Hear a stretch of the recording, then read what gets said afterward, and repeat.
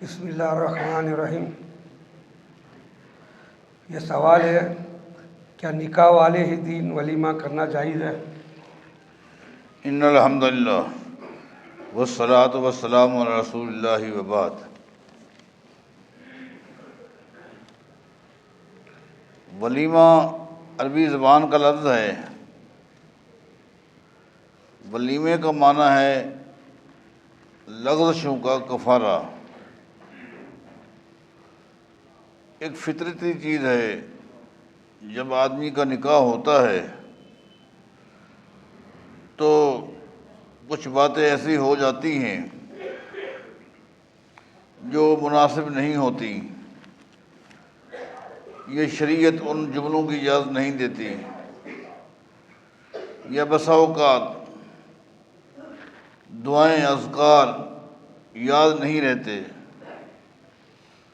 اور بہت ساری چیزیں ہیں۔ تو دین اسلام نے کہا کہ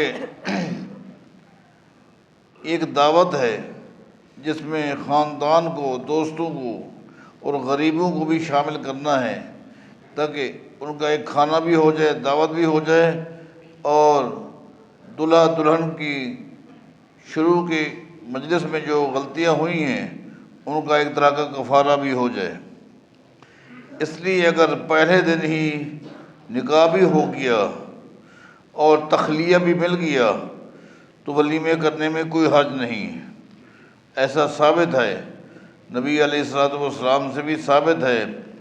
صفیہ رضی اللہ تعالیٰ عنہ کے ساتھ جب آپ کا رشتہ ہوا، نکاح ہو گیا، اس کے بعد آپ تخلیہ میں اپنے خیمے میں چلے گئے۔ اس کے بعد اعلان ہو گیا ولیمے کا، اور یہ بھی اعلان ہوا کہ جس کے پاس جو چیز ہے وہ لے آئے، ایک ہی دسترخوان پہ رکھو، آج نبی علیہ السلام کا ولیمہ ہے۔ لہٰذا اگر تخلیہ اسی دن ہو جائے تو اس کے بعد ولیمے میں کوئی حرج نہیں ہے، لیکن اگر ایسا نہ ہو سکے تو افضل بات پھر یہی ہے اگلے دن، اس سے اگلے دن، اس سے اگلے دن۔ امام بخاری نے باب قائم کیا ہے کہ 8 دن تک نہ آپ ولیمہ کر سکتے ہیں، لیکن 8 دن کا معنی یہ نہیں ہے کہ روزانہ آپ ولیمہ کریں اور انہی لوگوں کو کھلائیں۔ اگر افراد مختلف ہیں تو روزانہ آپ ولیمہ کر سکتے ہیں، یعنی آج یہاں کے دوستوں کو آپ نے ولیمہ کھلا لیا، کل کچھ اور دوست تھے ان کو بلا لیا۔ جگہ کی تنگی، وقت کی تنگی، یہ کچھ ہوتا ہے تو روزانہ آپ ولیمہ کر سکتے ہیں، لیکن اگر افراد وہی ہوں اور روزانہ ان کو ولیمہ کھلائیں تو پھر پہلا دن ولیمہ جو ہے سنت ہے، دوسرے دن کو ریاکاری کہا گیا ہے کہ پھر یہ ریاکاری ہے، انہی کو بار بار آپ ولیمہ کھلا رہے ہیں۔ ولیمہ آپ کھلا سکتے ہیں اسی دن بھی، لیکن شرط وہی ہے، اگر وہ نہیں ہے تو پھر اولا بات یہی ہے کہ ولیمہ اگلے دن کیا جائے۔ سوال یہ ہے، مریض نے فون پہ عالم کو اپنی والدہ کا نام بتایا اور عامل نے دور ہی سے فریق کی ناف کی جگہ پر بٹھا دیا، مریض بھی مطمئن ہو جاتا ہے، اس پورے عمل میں شریعت کا کیا حکم ہے؟ بہرحال عامل بھی مطمئن ہے، مریض بھی مطمئن ہے، لیکن اگر مریض عامل کے پاس نہیں پہنچا اور عامل نے بھی کوئی ایسے جملے بتا دیے جو کہ شریعت کے خلاف ہیں، تو ان سب صورتوں میں مطمئن نہیں ہوں۔ ایک مریض گھر بیٹھا ہے اور عامل اپنے گھر میں بیٹھ کر اس کی ناف کے مسئلے کو حل کر رہا ہے، یہ شرعاً مجھے اس کا ثبوت کہیں نہیں ملا۔ ہاں، عامل اگر ہے اور قرآن و حدیث کے اذکار پڑھتا ہے، مریض کو اس کے پاس جانا چاہیے، یا وہ مریض کے پاس آئے اور اذکار پڑھے قرآن و حدیث سے تو ٹھیک ہے، لیکن مریض اپنے گھر میں بیٹھا ہے، خالی مریضہ کی والدہ کا نام پوچھتا ہے، اس کے بعد وہ کیا پڑھتا ہے کیا نہیں پڑھتا، مریضہ بھی مطمئن ہے اور وہ بھی مطمئن ہے، یہ عمل شریعت سے ثابت نہیں ہے اور دل بھی تسلی نہیں کر رہا۔ جو بچہ قرآن حفظ کرتا ہے، سنا ہے اس کا پورا خاندان جنت میں جائے گا، کیا بغیر حساب کتاب کے جنت میں جائے گا؟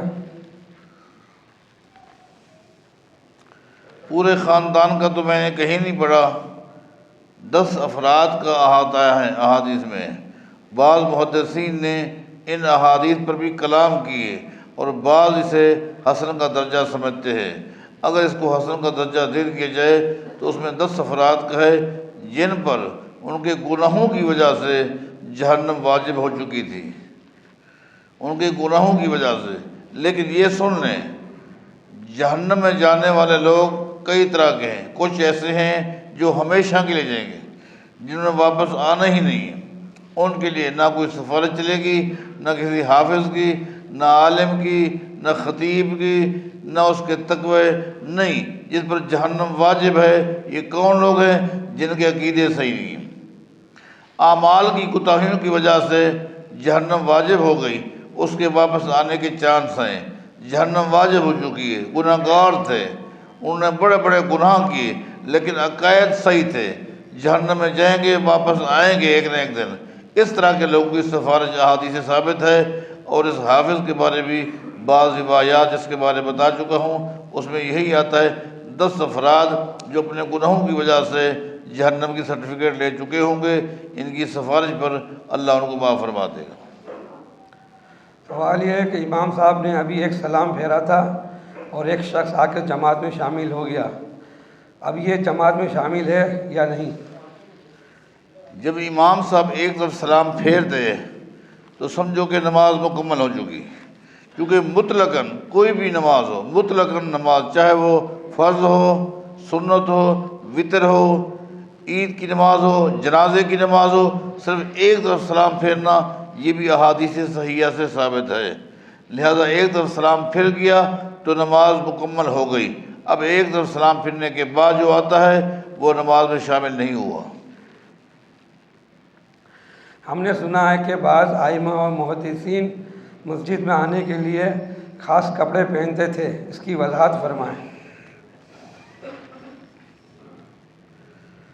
قرآن کریم میں اللہ تعالیٰ کا ارشاد ہے، یا بنی آدم خذوا زینتکم عند کل مسجد، اے آدم کی اولاد جب بھی مسجد میں جاؤ، جس مسجد میں بھی ہو، فی کل مسجد، صرف یہ نہیں کہ بیت اللہ، یہ مسجد نبوی، یہ مسجد قباء، فی کل مسجد، ہر مسجد میں جب بھی ہو تو زینت کے ساتھ ہو، زینت۔ اب زینت کس کو کہتے ہیں؟ اس زینت کی محدثین نے جو تشریح کی ہے اس میں یہ ہے کہ بندہ مسجد میں آئے، ایک تو یہ ہے کہ اچھا لباس پہن کر آئے، اچھا لباس پہن کر آئے۔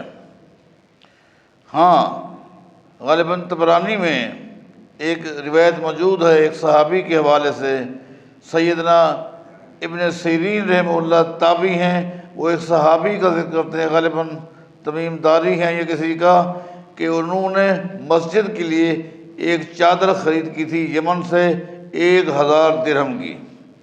اس دور کی بات ہے جب پورا لباس ٹاپ کلاس 100 درہم میں مل جاتا تھا۔ 1000 درہم کی اس نے چادر خرید کی تھی، اور جب بھی وہ مسجد میں آتے تھے تو وہ چادر اوڑھ کے آتے تھے، باقی کہیں فنکشن میں چلے جائیں، شادی میں، بیاہ میں نہیں، لیکن جب مسجد میں آتے تو وہ چادر پہن کر آتے تھے۔ امام مالک رحمہ اللہ کے بارے آتا ہے انہوں نے مسجد کے لیے خاص لباس اپنا تیار کیا ہوا تھا، جب بھی وہ حدیث پڑھانے کے لیے آتے، نماز پڑھانے کے لیے آتے، جمعہ کا خطبہ دینے کے لیے آتے تو وہ خاص لباس پہن کر آتے تھے۔ لہٰذا مسجد میں آتے وقت آپ کا لباس جو ہے اچھے سے اچھا ہونا چاہیے، ایک تو اچھے لباس پہن کر آئے۔ لیکن ہمارے ساتھ بڑا ایک المیہ ہے، ہم سب سے گھٹیا 3rd کلاس لباس جو ہے وہ مسجد کے لیے بنا کے رکھتے ہیں، حتیٰ کہ رات کو سونے کا جو لباس ہے سب سے ہلکا لباس رات کو سونے کا ہوتا ہے، صبح کو نماز پڑھنے کے لیے آئیں گے وہی رات والا پاجامہ پہن کر آئیں گے، وہی پھٹا ہوا پاجامہ پہن کر صبح کی نماز پڑھنے کے لیے آ رہے۔ نماز کے کچھ آداب ہونے چاہیے، صاف ستھرا لباس ہونا چاہیے اور خوشبو ہونی چاہیے، آپ کے جسم سے، آپ کے لباس سے خوشبو ہے، اس لیے کہ ابن عباس رضی اللہ تعالیٰ عنہما فرماتے ہیں یہ جو خوشبو ہے یہ بھی زینت ہے، یہ بھی اللہ نے جو حکم دیا نا زینت کا، تو خوشبو لگانا یہ بھی ایک زینت ہے۔ لہٰذا مسجد میں جب آؤ کپڑے اچھے سے اچھے پہن کر آؤ، خوشبو لگا کرو اور کپڑوں کو اچھی طرح صاف کر کے آؤ۔ ہمارے ہاں تو یہ ہے بس کھیت میں کھڑا تھا، نماز کا وقت ہو گیا، وہاں حالانکہ وہ کپاس کے کھیت میں کھڑا تھا، پورے جسم کو کپاس لگی ہوئی ہے، وہ آ کر صفائی کریں گے تو مسجد میں آ کریں گے، مسجد میں آ کر صفائی کریں گے، باہر صفائی بھی نہیں کریں گے۔ ہمارے دوست گارمنٹس کا یہاں کام کرتے ہیں، وہ دیہات کی بات بتائیے، یہ شہر والے گارمنٹس کے کارخانے میں بیٹھے ہوئے ہیں، جس میں جو دھاگے لگے ہوئے ہیں وہ مسجد میں آ کے صاف کریں گے۔ مسجد کے کچھ حقوق ہیں، آداب ہیں۔ پھٹا پرانا جوتا پہن کر آئیں گے، اس کے اندر مٹی ہوگی، جب وہ جوتے کو اتاریں گے، اتارنے کے بعد جب مسجد میں آئیں گے تو دور سے آدمی کو پتہ چلے گا کہ یہاں کوئی بزرگ گزرا ہے، کوئی نمازی یہاں سے گزرا ہے، اس کی مٹی جو اس کے جوتے کے اندر تھی، اس کے پاؤں کو لگی، وہ مٹی ابھی بھی بتا رہی ہے کہ جی ہاں اس صف سے وہ گزر رہا ہے، کوئی بندہ یہاں گزر رہا ہے۔ لہٰذا مسجد میں آؤ تو اچھے لباس کے ساتھ آؤ، خوشبو لگا کر آؤ اور کپڑوں کو صاف ستھرا کر کے آؤ۔ مسجد میں آتے ہیں، دیکھیں سلف صالحین بعض کا میں نے آپ کو حوالہ دیا، اور باقاعدہ اہل علم نے تو اس پر باقاعدہ ابواب قائم کی ہیں، کس طرح لوگ مسجد میں آیا کرتے تھے اور مسجد میں لباس ان کا کس طرح ہوتا تھا، یہ کام کرنا چاہیے۔ سوال ہے، ہم نے دیکھا ہے کہ بعض ہمارے ساتھی مسجد میں داخل ہوتے ہوئے اپنا الٹا پاؤں پہلے مسجد میں رکھتے ہیں، شاید انہیں مسجد کے آداب کا علم نہیں، اس کی وضاحت فرمائیں۔ جی ہاں، آپ نے سوال بھی کیا اور آپ نے جواب بھی دے دیا کہ یہ بیچارے وہ لوگ ہیں جنہیں مسجد کے آداب کا پتہ نہیں ہے۔ مسجد کے آداب کا ہر ایک کو علم ہونا چاہیے۔ مسجد میں داخل ہوتے وقت دایاں پاؤں اندر رکھنا ہے اور دعا پڑھنی ہے۔ حتیٰ کہ بعض سلف صالحین کے واقعات میں نے پڑھے ہیں، جیسا کہ صاحب السیر نے لکھا ہے کہ بادشاہ ان کے پاس جب ملنے کے لیے گئے اور بادشاہ کو اس نے دیکھا، محدث نے، امام نے دیکھا کہ وقت کا خلیفہ مسجد میں داخل ہو رہا ہے اور الٹا پاؤں پہلے مسجد میں رکھ رہا ہے، تو کہہ دیا، نبی علیہ السلام کا فرمان ہے مسجد میں داخل ہوتے وقت پہلے دایاں پاؤں رکھو، لہٰذا واپس جائیں، سنت کے مطابق آپ داخل ہوں۔ اس کی اتنی بڑی اہمیت ہے کہ مسجد میں کس طرح داخل ہونا ہے۔ پھر یہاں ہمارے ہاں بڑی زیادتیاں ہیں، مسجد کے آداب کا تو پتہ ہی نہیں ہے۔ خاص طور پر نماز جنازہ کے لیے بہت سارے لوگ آتے ہیں، آ کر بیٹھ جاتے ہیں۔ نکاح مسجد میں ہے، لوگ آئیں گے، آ کر بیٹھ جائیں گے، جبکہ حدیث میں آتا ہے بیٹھنے سے پہلے تحیۃ المسجد 2 رکعت پڑھیں۔ لوگوں کو پتہ ہی نہیں ہے تحیۃ المسجد کہتے کس کو ہیں، مسجد میں آ کر بیٹھ جائیں گے۔ نبی علیہ السلام جمعہ کو خطبہ دے رہے تھے، خطبے کے دوران ایک شخص آیا، خطبے کے دوران، اور آ کر بیٹھ گیا خطبہ سننے کے لیے۔ نبی علیہ السلام نے اس سے پوچھا تو نے 2 رکعت نماز پڑھی ہے؟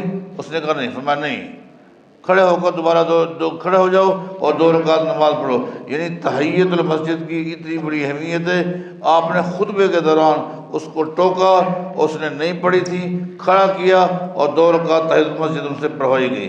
لہٰذا مسجد کی یہ بھی آداب میں سے، مسجد میں آ کر خاموشی اختیار کرو، آپ کے جسم سے بدبو نہ آئے۔ نبی علیہ السلام کو فرمان ہے من اکل السم والبصل فلا یقربن مسجدنا، جو شخص کچا پیاز، کچا لہسن کھا کر آئے وہ ہماری مسجد کے قریب بھی نہ آئے۔ فرشتوں کو تکلیف ہوتی ہے، نمازیوں کو تکلیف ہوتی ہے۔ یہاں صورتحال ہے باہر کھڑے کھڑے گیٹ پہ سگریٹ پیتے رہیں گے، پھینک کر مسجد میں آ رہا،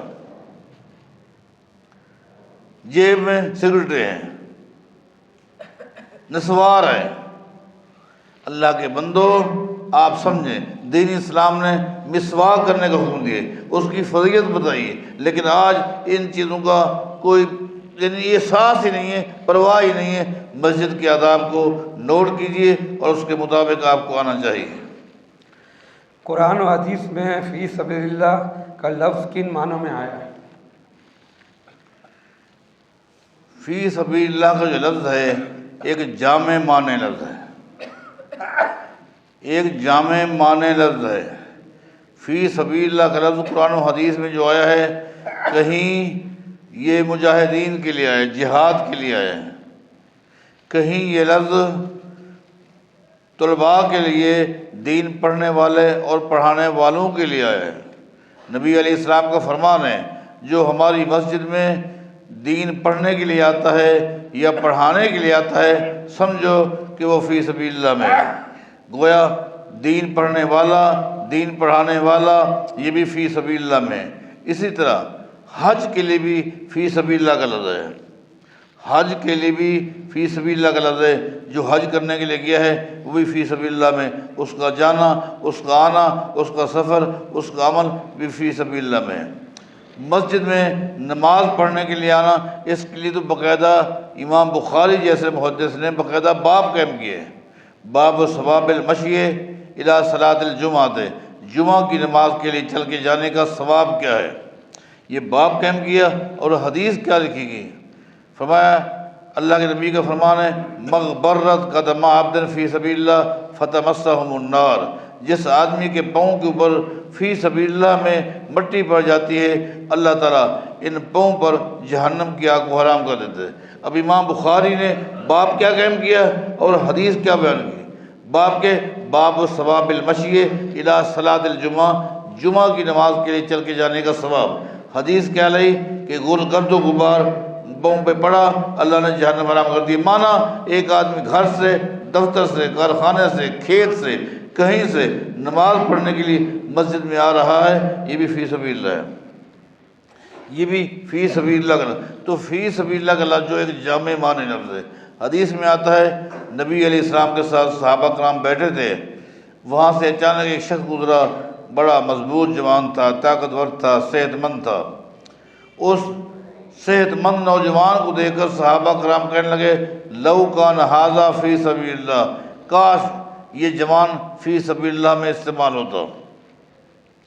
یہاں فی سبیل اللہ سے مراد صحابہ کرام نے جہاد لی کہ اس کی کلائی مضبوط ہے، اور اس وقت جہاد ہوتا تھا کلائی کی بلبوتی پر، جس کے ہاتھ میں صحیح معنی تلوار، تیر، نیزہ جم سکتا ہو۔ اس لیے کہا لو کان ھذا فی سبیل اللہ، کاش یہ فی سبیل اللہ میں ہوتا۔ نبی علیہ السلام نے سن لیا، آپ نے کہا فرمایا کہ ان کان خرجا یسعی الی اہلہ، اگر یہ شخص رزق حلال تلاش کرنے کے لیے نکلا ہوا ہے، فہو فی سبیل اللہ، سمجھ لو یہ بھی فی سبیل اللہ میں ہے۔ لہذا رزق حلال تلاش کرنے کے لیے نکلنا، یہ سفر بھی فی سبیل اللہ میں ہے۔ قرآن و حدیث کی تعلیم حاصل کرنے کے نکلنا، یہ بھی فی سبیل اللہ ہے۔ حج کے لیے جانا، یہ بھی فی سبیل اللہ ہے۔ جہاد کے لیے جانا، یہ بھی فی سبیل اللہ ہے۔ تو میں نے آپ سے کہا فی سبیل اللہ ایک ایسا جامع معنی لفظ ہے جو مختلف دینی امور کے لیے استعمال ہوا۔